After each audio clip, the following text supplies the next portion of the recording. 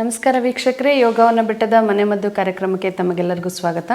ಇವತ್ತಿನ ಸಂಚಿಕೆಯಲ್ಲಿ ವಿಶೇಷವಾದ ಒಂದು ಸಮಸ್ಯೆಗಳ ಬಗ್ಗೆ ಮಾತಾಡೋಣ. ಯಾಕಂದರೆ ಇತ್ತೀಚೆಗೆ ನೋಡ್ತಾ ಇದ್ದೀರಾ, ವಿಪರೀತ ಮಳೆ, ಚಳಿ, ವಾತಾವರಣನೇ ಒಂದು ಮೋಡ ಕವಿದಿರ್ತಕ್ಕಂಥ ವಾತಾವರಣದಲ್ಲಿದ್ದೀವಿ. ತುಂಬ ಶೀತ ವಾತಾವರಣ ಅಂತಲೇ ಹೇಳ್ಬೋದು. ಇದರಿಂದ ಮಕ್ಕಳಿಗಾಗ್ಬೋದು, ವಯಸ್ಕರಿಗಾಗ್ಬೋದು, ಹೊರಗಡೆ ಮಳೆಯಲ್ಲಿ ನೆನ್ಕೊಂಬಂದು ಅಂತನೋ ಏನೇನೋ ಹಲವಾರು ಸಮಸ್ಯೆಗಳಿಂದ ಶೀತ, ನೆಗಡಿ, ಕೆಮ್ಮು ಅಂತಕ್ಕಂಥದ್ದು ಸಾಕಷ್ಟು ಜನರಲ್ಲಿ ಕಾಡ್ತಾ ಇದೆ. ಮತ್ತು ಜ್ವರ ಕೂಡ ಅಷ್ಟೇ ಕಾಡ್ತಾ ಇದೆ. ಹಾಗಾದರೆ ಈ ಕೆಮ್ಮಿಗೆ ಏನೆಲ್ಲ ನಾವು ಮನೆಯಲ್ಲೇ ಔಷಧಿಗಳನ್ನು ಮಾಡ್ಕೊಳ್ಬೋದು, ಕೆಮ್ಮು ಬರಲಿಕ್ಕೆ ಕಾರಣ ಏನು ಅನ್ನೋದ್ರ ಬಗ್ಗೆ ನಾವು ಇವತ್ತು ತಿಳ್ಕೊಳ್ಳೋಣ. ಸಾಮಾನ್ಯವಾಗಿ ಕೆಮ್ಮು ಅಂತಕ್ಕಂಥದ್ದು ನಾವು ಶೀತ ವಾತಾವರಣ ಬಂದ ತಕ್ಷಣ ಅಥವಾ ಕೋಲ್ಡ್ ಐಟಮ್ ಏನಾದ್ರು ಕುಡಿದ ತಕ್ಷಣ, ಮಳೆಯಲ್ಲಿ ನೆಂದಾಗ ನಾವು ಸಾಮಾನ್ಯ ಶೀತ, ನೆಗಡಿ, ಕೆಮ್ಮು ಕಾಣಿಸ್ತದೆ.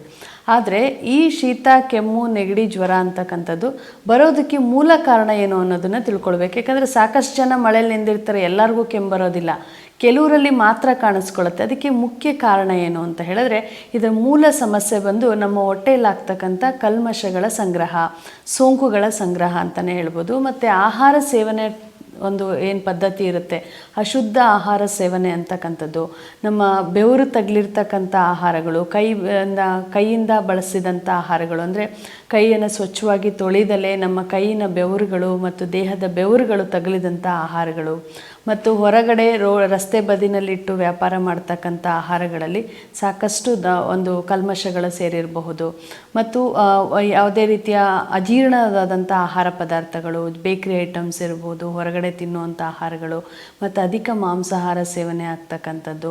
ಅದಲ್ಲದೆ ಈ ದುಶ್ಚಟಗಳು, ಸ್ಮೋಕ್ ಮಾಡೋದಿರ್ಬೋದು, ಡ್ರಿಂಕ್ಸ್ ಮಾಡೋದಿರ್ಬೋದು, ಈ ರೀತಿ ಮತ್ತು ತಂಬಾಕು ಸೇವನೆ, ಈ ಎಲ್ಲ ದುಶ್ಚಟಗಳು ಕೂಡ ಕಾರಣ ಆಗ್ತದೆ.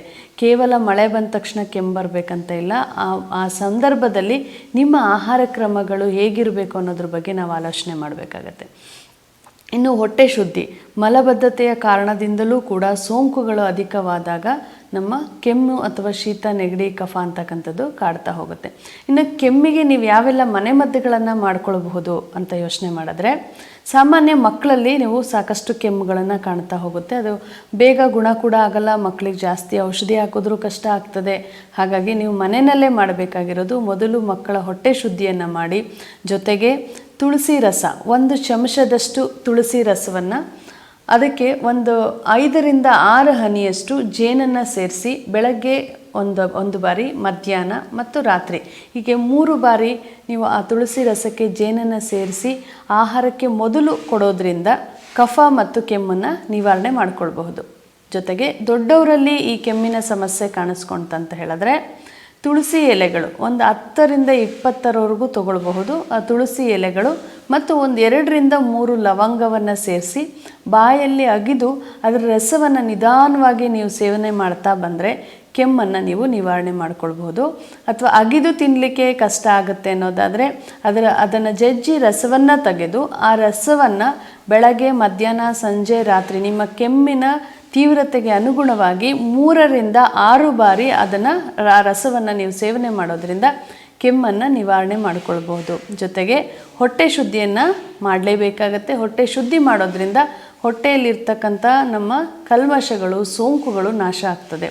ಮತ್ತು ಬಿಸಿ ನೀರು, 1 ಲೀಟರಷ್ಟು ಬಿಸಿ ನೀರಿಗೆ ಉಪ್ಪು, ಅರಿಶಿನ ಸೇರಿಸಿ ಬೆಳಗ್ಗೆ ಖಾಲಿ ಹೊಟ್ಟೆಯಲ್ಲಿ 1 ಲೀಟರ್ ಬಿಸಿ ನೀರು ಖಾಲಿ ಆಗೋವರೆಗೂ ಗಾರ್ಗಲ್ ಮಾಡೋದ್ರಿಂದ ಕಫ ನಾಶ ಮಾಡಲಿಕ್ಕೆ ಸಹಾಯ ಆಗುತ್ತೆ.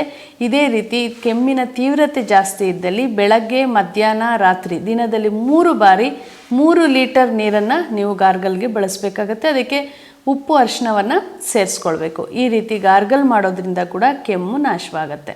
ವೀಕ್ಷಕರೇ, ನೋಡಿದ್ರಲ್ಲ, ಸಾಕಷ್ಟು ಮನೆಮದ್ದುಗಳನ್ನು ನೀವು ಮನೆಯಲ್ಲೇ ಮಾಡಿಕೊಂಡು ನಿಮ್ಮ ಕೆಮ್ಮನ್ನು ನಿವಾರಣೆ ಮಾಡ್ಕೊಳ್ಬೋದು. ಅದಕ್ಕೆ ಯಾವುದೇ ರೀತಿಯ ಸಿರಪ್ ಆಗಲಿ, ಮಾತ್ರೆಗಳಾಗಲಿ, ಇಂಜೆಕ್ಷನ್ಗಳಾಗಲಿ ಅಗತ್ಯ ಇಲ್ಲ.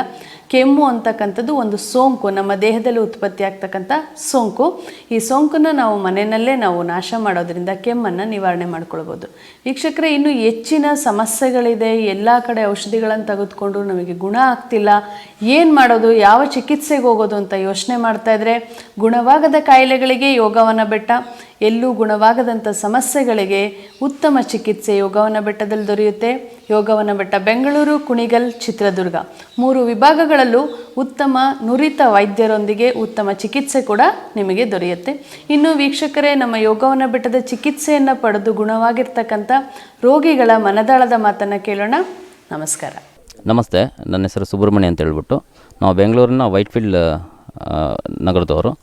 ಸೊ ನಮ್ಮ ತಂದೆಗೆ ಲಂಗ್ಸಲ್ಲಿ ಇನ್ಫೆಕ್ಷನ್ ಇತ್ತು. ನಾವು ಹಾಸ್ಪಿಟ್ಲಲ್ಲೆಲ್ಲ ತೋರಿಸಿದಾಗ ಅವ್ರು ಹೇಳಿದ್ರು ಲಂಗ್ಸ್ ಇನ್ಫೆಕ್ಷನ್ ಆಗಿದೆ, ಅವ್ರಿಗೆ ಕೀಮೋ ಮಾಡಬೇಕಂತ ಹೇಳಿದ್ರು. ಸೊ ನಮ್ಮ ಆರ್ಥಿಕ ಪರಿಸ್ಥಿತಿ ಸ್ವಲ್ಪ ಕಡಿಮೆ ಇರೋದ್ರಿಂದ ನಾವು ಬೇರೆ ಕಡೆ ಆಯುರ್ವೇದಿಕ್ ಕೊಡ್ಸೋಣ ಅಂತ ಪ್ಲ್ಯಾನ್ ಮಾಡಿದ್ವಿ.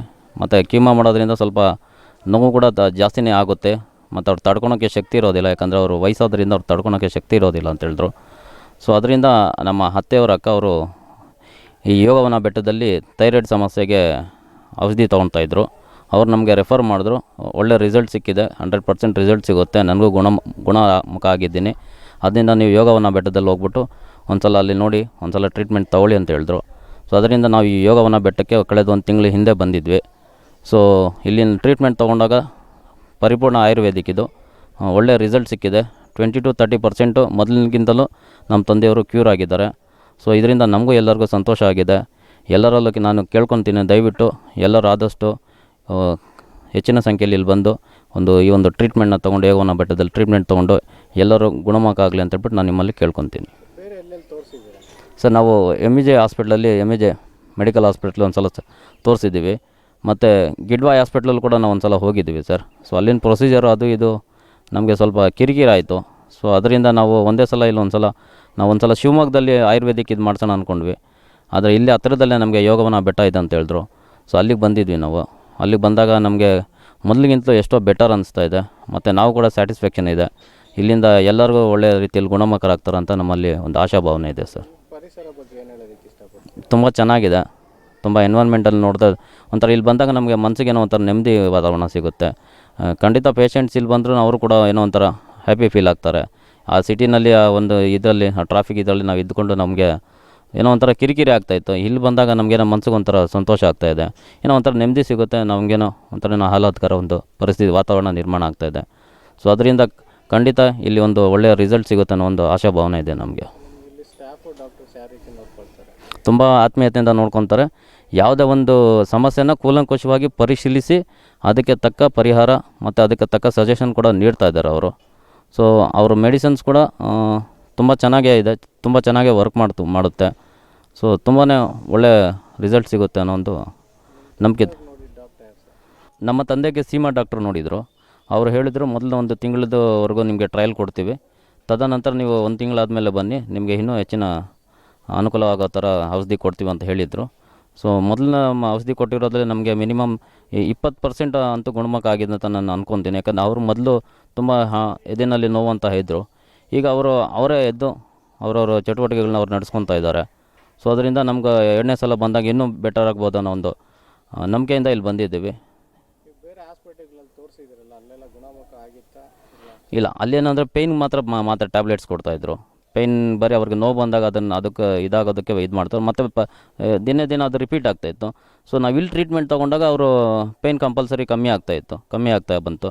ಸೊ ನಮಗೊಂದು ನಂಬಿಕೆ ಬಂತು, ಇಲ್ಲಿ ತೊಗೊಂಡಾಗ ಕಂಟಿನ್ಯೂಸ್ ಆಗಿ ನಾವು ಇಲ್ಲಿ ಔಷಧಿ ತೊಗೊಂಡಾಗ ಅವರು ಗುಣಮುಖರಾಗ್ತಾರೆ ಅಂತ ಒಂದು ನಂಬಿಕೆ ಇದೆ. ಅದರಿಂದ ಇಲ್ಲಿ ಬಂದಿದ್ದೀವಿ ನಾವು.